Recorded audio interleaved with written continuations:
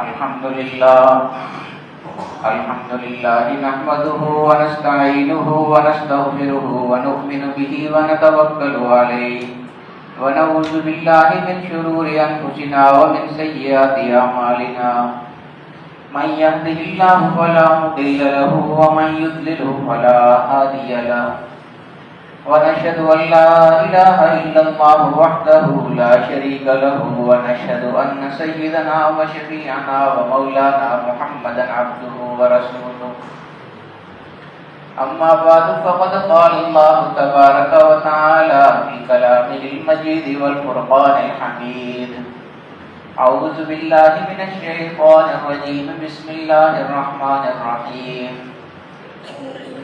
لقد كان لكم في رسول الله أسوة حسنة وقال تعالى في شأن حبيبه مخبرا وآمرا إن الله وملائكته يصلون على النبي يا أيها الذين آمنوا صلوا عليه وسلموا تسليما اللهم صل على سيدنا ومولانا محمد وعلى آل سيدنا ومولانا محمد وبارك وسلم ایک دفعہ سب شریف پڑھیے اللهم صل على سيدنا ومولانا محمد وعلى آل سيدنا ومولانا محمد وبارك وسلم الصلاة والسلام عليك يا رسول الله وعلى آلك وأصحابك يا حبيب الله الصلاة والسلام عليك يا شفيع المذنبين وعلى آلك وأصحابك يا رحمة للعالمين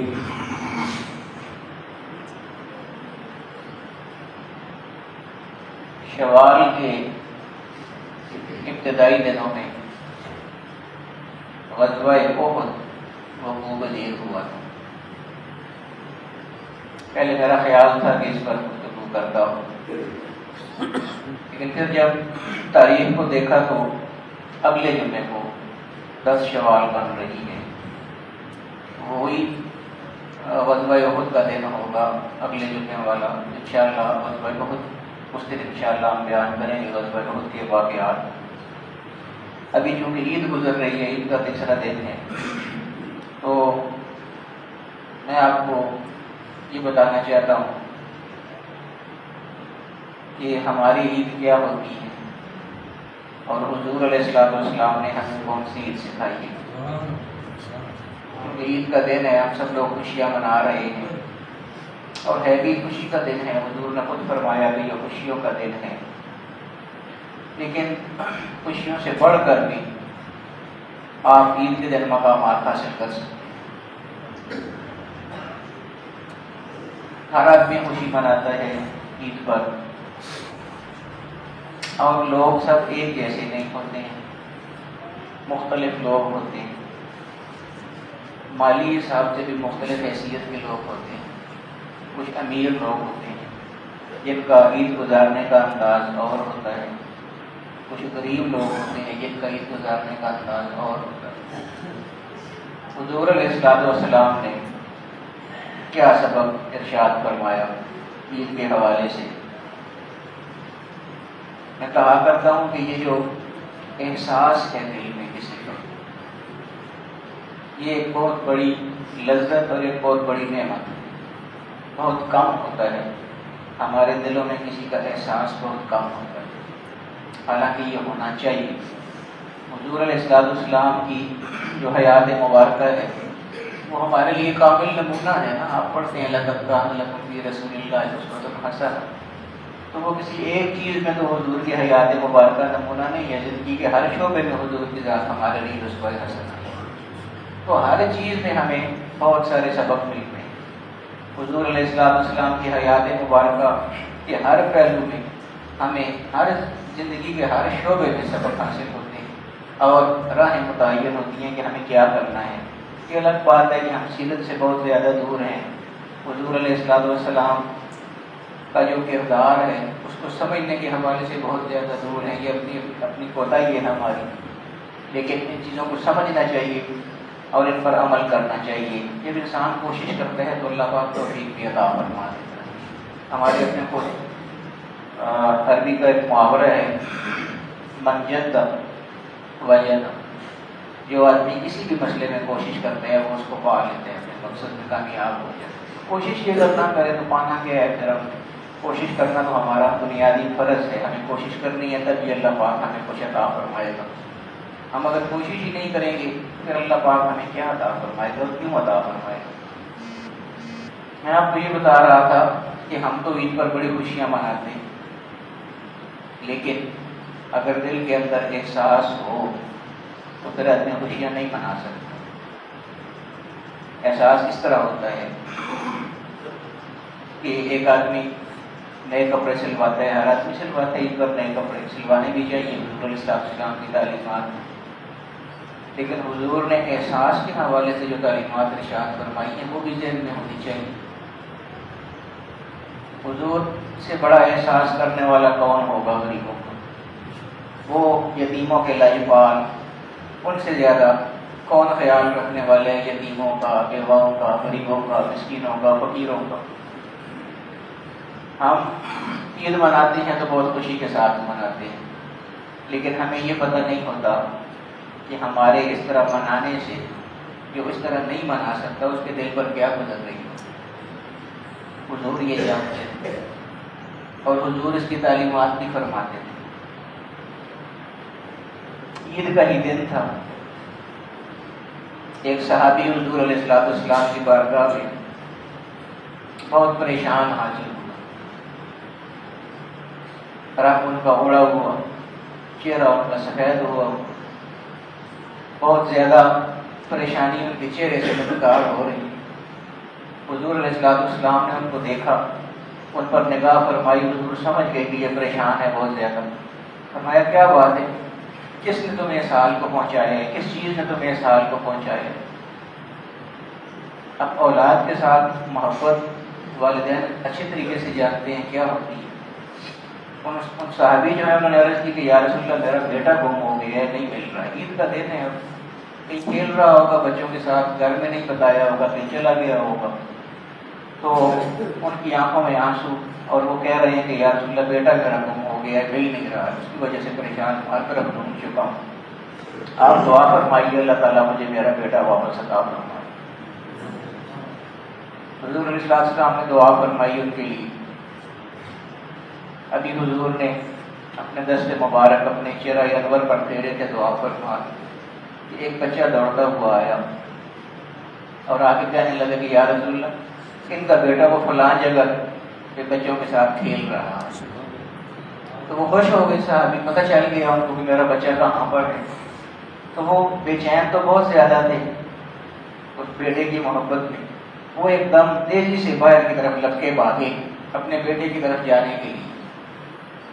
اب میں یہ کہتا ہوں نا کہ احساس کیا چیز، حضور نے کیا تعلیمات ارشاد فرمائی ہیں اس دن، یعنی خوشیوں والے دن بھی حضور نے کیا فرمایا کہ تمہیں کون سا طریقہ اپنانا ہے اور دوسروں کا خیال کیسے رکھنا ہے، خاص طور پر غریب لوگوں کا۔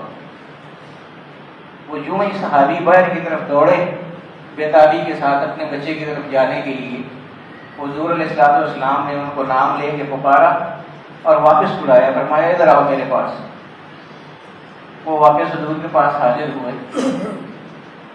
دروازے تک وہ جا چکے تھے، حضور کے بلانے پر پھر واپس آئے، حضور کی خدمت میں حاضر ہوئے، عرض کی فرمائیے یا رسول اللہ،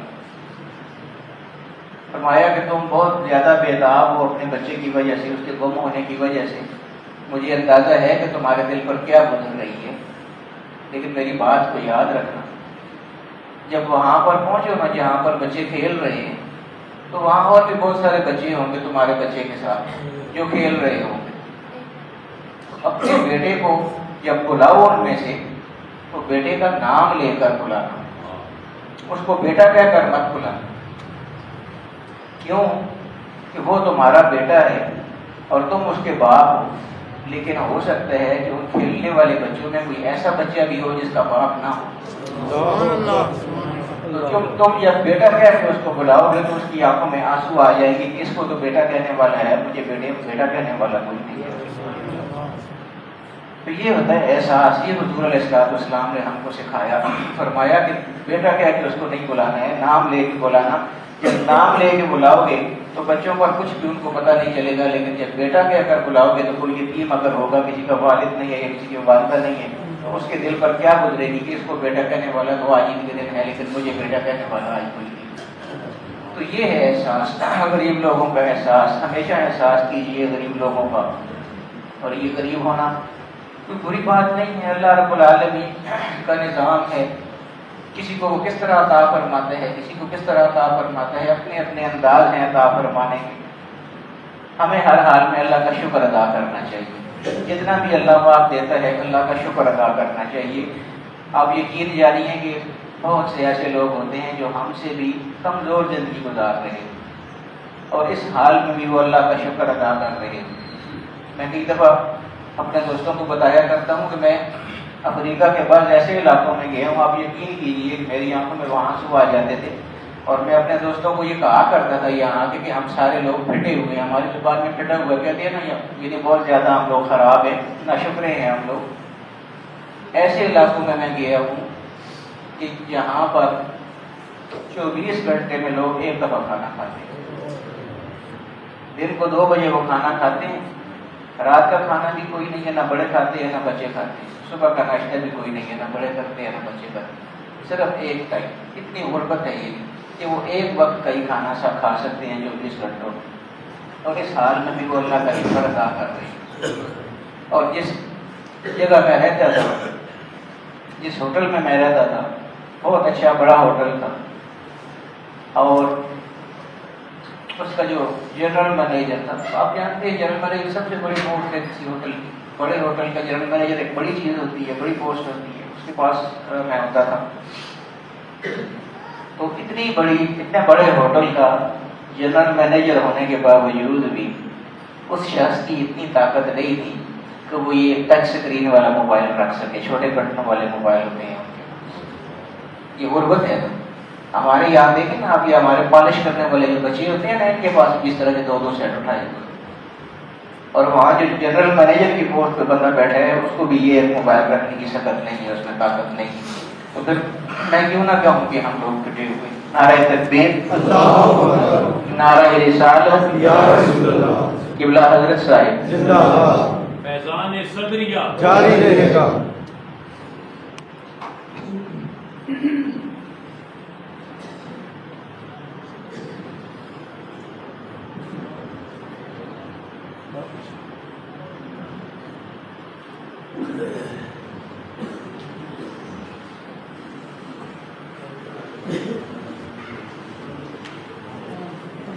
تو میں آپ کو یہ بتا رہا ہوں کہ حضور کا جو اسوہ ہے اس میں ہمیں بہت سارے سبق ملتے ہیں، ہر نوعیت کے، ہر پہلو سے، ہر شعبے سے متعلق ہم کو سبق ملتے ہیں، صرف ان کو اپنانے کی ضرورت ہوتی ہے۔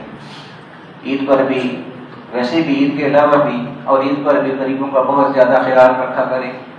اللہ رب العالمین نے جو مال ہم کو عطا فرمایا ہوتا ہے، یہ میں آپ کو صدقہ فطر کے حوالے سے پچھلے جمعے کو بتا رہا تھا کہ یہ صدقہ فطر کا مقصد کیا ہے، اور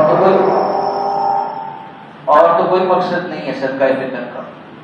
زکوٰۃ اور صدقہ فطر کی جو واجب ہے چیزیں کہ اللہ کی راہ میں آپ نے دینا ہے، اس کا مقصد کیا ہے؟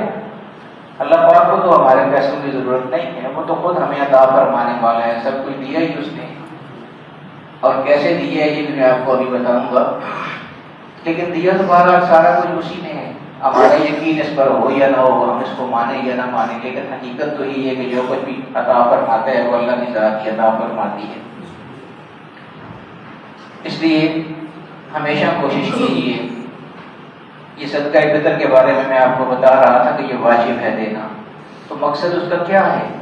صرف یہ کہ جو امیر لوگ ہیں وہ صدقہ فطر ادا کریں، اور جو غریب لوگ ہیں ان کو وہی صدقہ فطر ملے اور وہ بھی ان کی خوشیاں منا سکیں۔ یہی تو فلسفہ ہے صدقہ فطر کا۔ تو غریبوں کو خوشیاں دینا، خوشیاں بانٹنے سے خوشیاں زیادہ ملتی ہیں، یاد رکھیے یہ بات، بے شک تجربہ کر کے دیکھیے۔ آپ جب خوشیاں بانٹیں گے تو آپ کو خوشیاں اللہ پاک زیادہ عطا فرمائے گا۔ خوشیاں بانٹنے سے خوشیاں کم نہیں ہوتی ہیں، آپ کی خوشیاں اور کئی گنا زیادہ اللہ پاک آپ کو عطا فرمائے گا۔ آزمائش بھی اتنی ہے انسان پر، جو لوگ نہیں ان چیزوں کا خیال کرتے، بہت سے لوگ ہیں ہمارے پاس، تو آپ جانتے ہیں ہر طرح کے لوگ آتے ہیں، خوشحال لوگ بھی آتے ہیں، مسائل کا شکار جو لوگ ہوتے ہیں وہ بھی آتے ہیں، الجھنیں ہوتی ہیں، کاروباری پریشانیاں ہوتی ہیں، لیکن آپ یقین جانیے کہ میں تو چونکہ اس حوالے سے بہت زیادہ تحقیق بھی کرتا رہتا ہوں، اکثر جو پریشان لوگ ہمارے پاس ہوتے ہیں، آتے ہیں جو، وہ بڑے کاروبار والے لوگ ہوتے ہیں، یعنی بڑے بڑے کاروبار ہوتے ہیں۔ تو بڑے کاروبار والا آدمی کیوں پریشان ہو جاتا ہے؟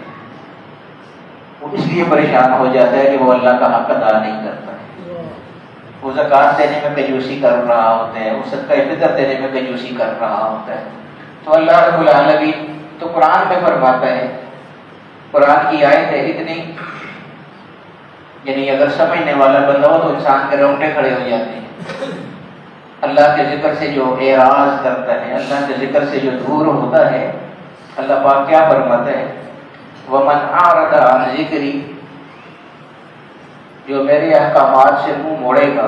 اللہ کی طاقت تو اللہ کی طاقت ہے نا، یہ تو وہ ہمیں معاف فرما دیتے تو ہم سمجھتے ہیں شاید وہ کچھ کر نہیں سکتا ہے، اس کی طاقت وہ تو غالب ہے ہر چیز پر، زبردست ہے وہ، اور ہر قسم کی قدرت رکھنے والے ہیں، یہ اس کا کرم ہے کہ معاف فرما دیتے ہیں، ورنہ اگر وہ معاف نہ فرمائے تو پھر کیا ہوتا ہے؟ قرآن کریم میں آتا ہے وَمَنْ أَعْرَضَ عَنْ ذِكْرِي، جو میرے ذکر سے، جو میری نصیحت سے، جو میرے احکامات سے منہ موڑے گا تو میں پھر کیا کروں گا؟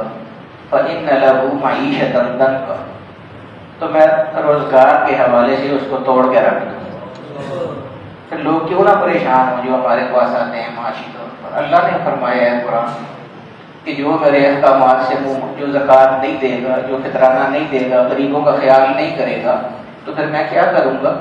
فَإِنَّ لَهُ مَعِيشَةً ضَنْكًا، کمر توڑ کے رکھ دوں گا رزق کے حوالے سے۔ یہ تو دنیا میں کروں گا، آگے کیا فرمایا؟ وَنَحْشُرُهُ يَوْمَ الْقِيَامَةِ أَعْمَىٰ، دنیا میں تو یہ عذاب دوں گا کہ معاشی طور پہ کمر توڑ دوں گا، وَنَحْشُرُهُ يَوْمَ الْقِيَامَةِ أَعْمَىٰ، اور قیامت کے دن اندھا کر کے اٹھاؤں گا سب کے سامنے، یہ غریبوں کا حق ادا نہیں کرتے تھے۔ آگے پھر اللہ پاک کیا فرماتے ہیں؟ قَالَ رَبِّ لِمَا حَشَرْتَنِي أَعْمَىٰ وَقَدْ كُنتُ بَصِيرًا، وہ آگے سے وہ بندہ کہے گا کہ باری تعالیٰ میری تو دنیا میں آنکھیں تھی، میری تو بینائی تھی، مجھے تو نظر آیا کرتا تھا، تو آج اللہ کر کے مجھے کیوں آپ باری تعالیٰ اٹھا رہے ہیں؟ تو اللہ پاک پھر آگے سے کیا فرمائے گا؟ قَالَ كَذَلِكَ أَتَتْكَ آيَاتُنَا فَنَسِيتَهَا، ہماری نشانیاں تمہارے پاس آئی تھیں، ہمارے احکام تمہارے پاس آئے تھے، ہم نے قرآن میں پوری وضاحت کے ساتھ بتایا تھا تمہیں، حدیث میں پوری وضاحت کے ساتھ تمہیں بتایا تھا کہ کس طرح زندگی گزارنی ہے، کیا کیا حقوق ادا کرنے ہیں اللہ رب العالمین کے، اور غریب لوگوں کے ساتھ کیسے رہنا ہے، کیا برتاؤ کرنا ہے، کیا سلوک کرنا ہے۔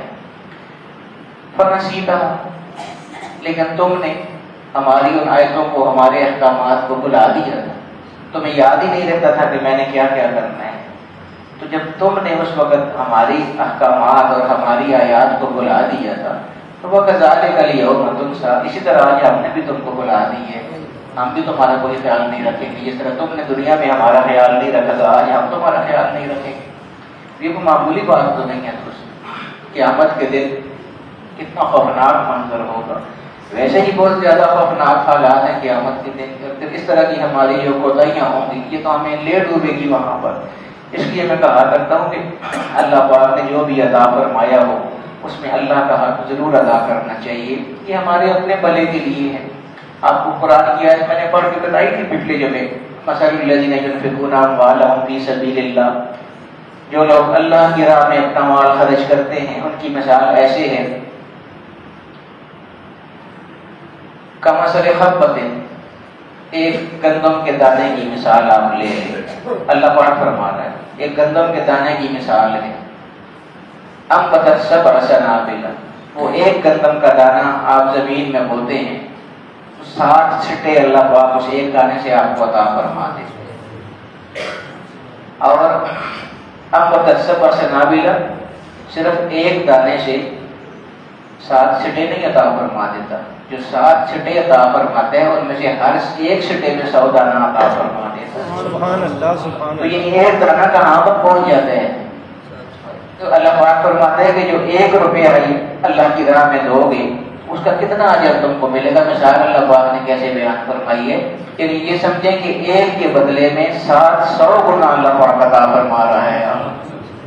ایک دانہ پھر اس کے 7 چھٹے، پھر ان 7 چھٹوں میں ہر چھٹے میں 100 دانہ، تو 700 دانہ ہو گئے. یعنی ایک دانے کے بدلے میں 700 دانہ اللہ پاک آپ کو عطا فرما رہا ہے. تو اس لیے یہ ضرور اللہ رب العالمین کا حق ادا کریں، اس سے کمی نہیں ہوتی ہے. آپ یقین جانیے اس سے اضافہ ہوتا ہے مال میں، اس سے مال پاک ہوتا ہے انسان کا. یہ ہماری اپنی کوتاہی ہوتی ہے، شیطان کا وسوسہ ہوتا ہے، ہم ان چیزوں سے پیچھے ہو جاتے ہیں. حضور علیہ السلام میں عرض کروں کہ کوئی بات ہے کہ ہر چیز میں اسوہ ہے حضور کی ذات ہمارے لیے. حضور نے فرمایا کہ جو لوگ اللہ کا حق ادا نہیں کرتے ہیں تو ان کو اللہ پاک آزما بھی لیتا ہے کبھی کبھی. اور یہ کتنی خطرناک بات ہے دوستوں. اللہ کی آزمائش میں آدمی آ جائے، اللہ کی پکڑ میں آدمی آ جائے تو جو کچھ پھر اس نے دیا ہوتا ہے وہ لے بھی سکتے ہیں سارا کچھ. وہ تو ہر چیز پر قدرت رکھنے والے ہیں. یہ تو ہمارا اپنا خیال ہوتا ہے نا کہ یہ ہم نے اپنی محنت سے کمائے ہیں. ایسی نہیں ہے بات. اللہ پاک عطا فرماتا ہے. اللہ چاہے تو ان اللہ یرزق من یشاء بغیر حساب، جس کو چاہتا ہے بغیر حساب کے رزق عطا فرماتا ہے، بے حساب عطا فرماتا ہے. وہ چاہتا ہے تو عطا فرماتا ہے. یہ قرآن کی آیات ہے ساری، تو میں اپنے آپ سے باتیں نہیں کر رہا. دوسری جگہ دیکھیے اللہ پاک کیا فرماتے ہیں، اللہ یبسط الرزق لمن یشاء ویقدر. اللہ تعالیٰ جس کے لیے چاہتا ہے رزق کو بہت زیادہ خوشحالی عطا فرما دیتا ہے، اس کا رزق کھول لیتا ہے. اور پھر اللہ پاک آگے فرماتا ہے کہ ویقدر، وہ اس پر قدرت بھی رکھتے ہیں. ویسے ہی نہیں دعویٰ کر رہا، ویقدر اس پر قدرت بھی رکھتے ہیں، جتنا چاہے کسی کا رزق کھول لے. ایک اور جگہ اللہ پاک کیسے خوبصورت انداز میں فرماتا ہے وَمَن يَتَّقِ اللَّهَ، جو آدمی اللہ رب العالمین کا خوف رکھتا ہو، اللہ سے ڈرتا ہو، اللہ کے احکامات پر کے مطابق زندگی گزارتا ہو، حضور علیہ السلام کی تعلیمات کے مطابق زندگی گزارتا ہو، اس کے بارے میں اللہ پاک نے کتنے خوبصورت الفاظ قرآن کریم میں فرمایا کہ وَمَن يَتَّقِ اللَّهَ، جو آدمی اللہ کا خوف رکھتا ہو اور تعلیمات کے مطابق، اسلامی تعلیمات کے مطابق زندگی گزارتا ہو، یجعل لہ مخرجا. انسان کی زندگی میں مختلف مواقع پر مختلف پریشانیاں آتی. ہر انسان کی زندگی میں انما مع العسر یسرا، انما مع العسر یسرا. پریشانیاں، خوشیاں یہ زندگی کا حصہ ہے. انبیاء کے ساتھ بھی یہ ہوتا رہا ہے، ہر انسان کے ساتھ ہے ہی. تو اللہ پاک فرماتا ہے کہ جو آدمی اللہ سے ڈرنے والا ہو جائے، وَمَن يَتَّقِ اللَّهَ، اللہ سے جو ڈرے، اللہ کا جو خوف رکھتا ہو دل میں، تو ظاہر ہے زندگی کے مطابق اس کی زندگی میں بھی بہت ساری پریشانیاں آئیں گی، بہت ساری بند گلیاں آئیں گی جن میں وہ پھنس جائے گا. مثال کی خوبصورتی دیکھیے نا. اللہ پاک فرماتے ہیں کہ جب کہیں وہ بالکل ہی پھنس جائے لیکن وہ اللہ سے ڈرنے والا، یجعل لہ مخرجا، اس بند گلی سے نکلنے کا راستہ اللہ پاک اس کے لیے خود بنائے. وَيَرْزُقْهُ مِنْ حَيْثُ لَا يَحْتَسِبُ، یہ دیکھیے، اور اس کو ایسی جگہ سے رزق عطا فرمائے گا، من حیث لا یحتسب، کہ اس بندے نے اس جگہ کا کبھی سوچا بھی نہیں ہوگا کہ مجھے اس جگہ سے بھی رزق عطا ہو سکتا ہے. اللہ پاک ایسی جگہ سے اس کو رزق عطا فرمائے. نعرہ تکبیر، نعرہ رسالت. تو یہ اس خیال آ گیا تھا مجھے کہ حضور علیہ السلام کی عید کا دن، اور اس حوالے سے تھوڑی بات کر لیتے ہیں چونکہ عید کا دن ہے. اگلے جمعے انشاءاللہ چونکہ غزوہ احد کا دن ہوگا تو احد کے حوالے سے انشاءاللہ کچھ گفتگو کریں گے. اللہ رب العالمین ہمیں اسوہ حسنہ کے مطابق زندگی گزارنے کی توفیق عطا فرمائے، اور اسوہ حسنہ کے مطابق ہمیں اعمال کرنے کی بھی توفیق عطا فرمائے. واخر دعوانا الحمدللہ.